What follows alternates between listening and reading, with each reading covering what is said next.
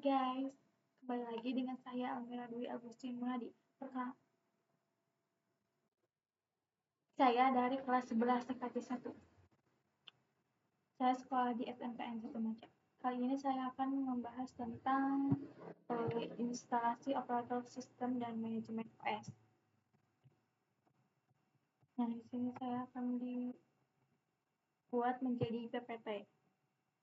Nah, di sini sudah ada PPT-nya. Pengenalan sistem operasi dan Linux.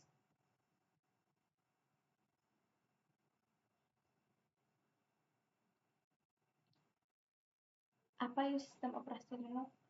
Secara umum, sistem operasi adalah perangkat lunak pada lapisan pertama yang ditempatkan pada memori komputer pada saat booting. Contohnya pengelola faktor informasi dan komunikasi, jembatan antara hardware dan software, platform bagi software aplikasi lainnya. Nah, selanjutnya ada bentuk jenis sistem operasi. Yang satu ada standalone,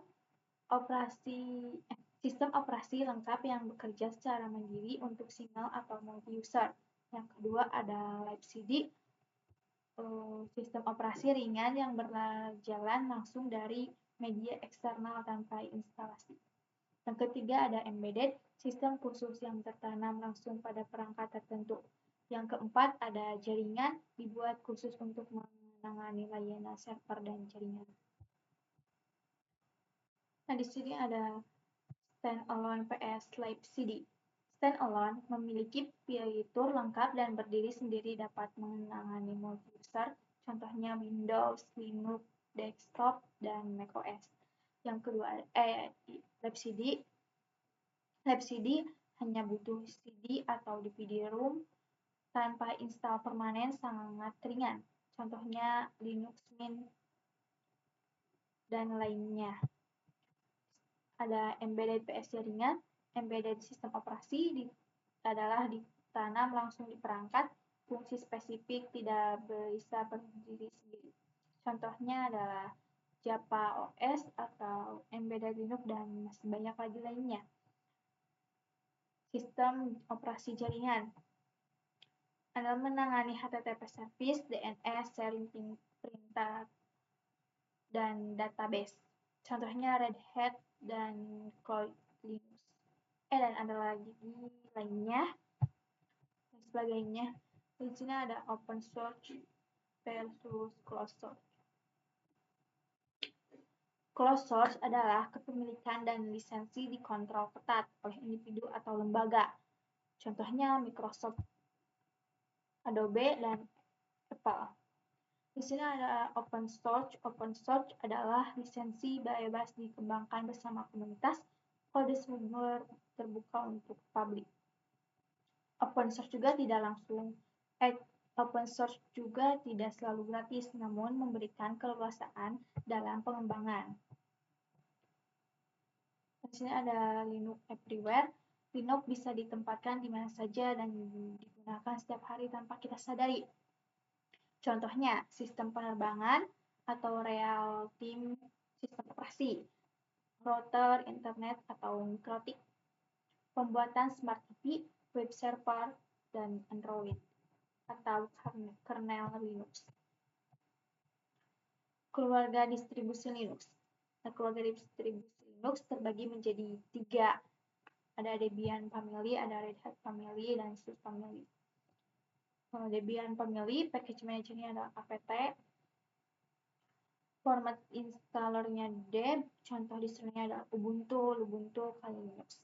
Red Hat Family, package manajernya Yum, dan DMF.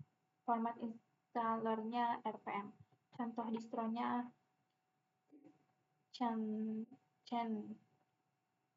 CentOS, Fedora, dan masih banyak lagi lainnya. SUSE Family, package manajernya Jupyter, format installernya FM. Contoh distronya OpenSUSE dan SUSE Enterprise. Pemilihan distro bergantung pada kebutuhan dukungan support dan preferensi pengguna. Arsitektur Linux. atau perangkat kernel. Kernel adalah komponen utama OS Linux yang menjembatani antara hardware dan proses user. Contohnya memori manajemen, mengelola lokasi memori, prosesor manajemen, penjadwal CPU, device drivers, penerjemah hardware, security, pengelola izin akses sistem. Apa sih yang membuat Linux hebat? Nah, di sini ada contohnya. Yang ke-1, open source, bebas bereksperimen, inovasi lebih cepat melalui kolaborasi komunitas global. Ada powerful CLI, antarmuka baris perintah yang memungkinkan otomatisasi tugas administrasi rumit. Yang selanjutnya ada modular, mudah mengganti atau menghapus komponen sistem sesuai. Nah, di sini juga saya sudah mengisi kolom-kolom sesuai tugasannya. Apa sih sistem operasi? Sistem operasi adalah perangkat lunak pada lapisan pertama yang ditempatkan pada memori komputer pada saat komputer dinyalakan, sedangkan kumpulan software lainnya dijalankan setelah sistem operasi berjalan. Faktor yang paling besar adalah dari sisi informasi dan komunikasi yang menjadi efektif.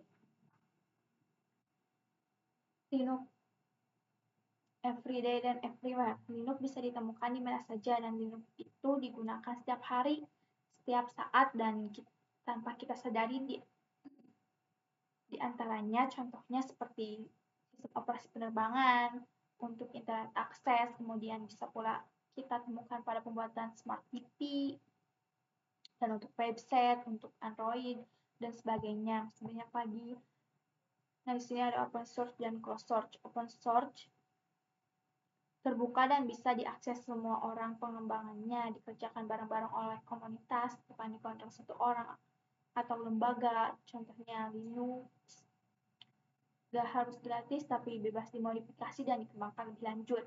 Dan ada closed source, tertutup, pengembangan dan lisensi dimiliki oleh individu atau perusahaan tertentu, contohnya Microsoft, Adobe, dan lain-lain. Pengguna gak bisa bebas mengubah source kodenya. Perbedaan utamanya adalah open source, kerja bareng misalnya, dan bebas kembangkan. Closed source, milik pribadi atau perusahaan. Dan Linux distribution. Linux distribution dibagi menjadi 3 keluarga yang tadi sudah saya sampaikan. Ada Debian, ada Red Hat, ada SUSE, dan Linux arsitektur. Urutan lapisan Linux dari bawah ke atas, yaitu yang ke-1 ini dari bawah ke atas ya. Dari satu ada hardware, ada kernel atau otaknya Linux, penghubung hardware dan dengan prosesor user. Ada shell atau CLI, tempat user kasih perintah. Ada GUI, dan ada GUI, misalnya desktop, window manager.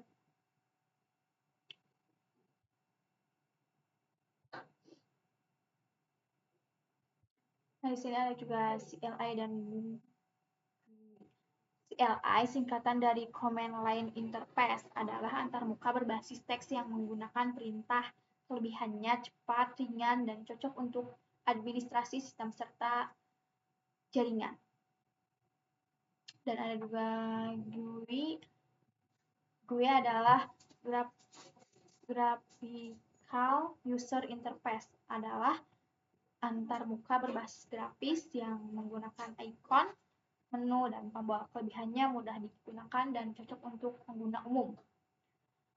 Nah, keduanya memiliki fungsi yang sama, yaitu sebagai media interaksi antara pengguna dengan komputer, tetapi cara penggunaannya berbeda. CLI lebih efisien untuk tugas teknis, sedangkan GUI lebih mudah dipahami dan digunakan sehari-hari. Nah, sekian pemaparan materi dari saya. Mohon maaf jika ada yang salah dan kurang dimengerti. See you, bye bye guys. Wassalamualaikum warahmatullahi wabarakatuh.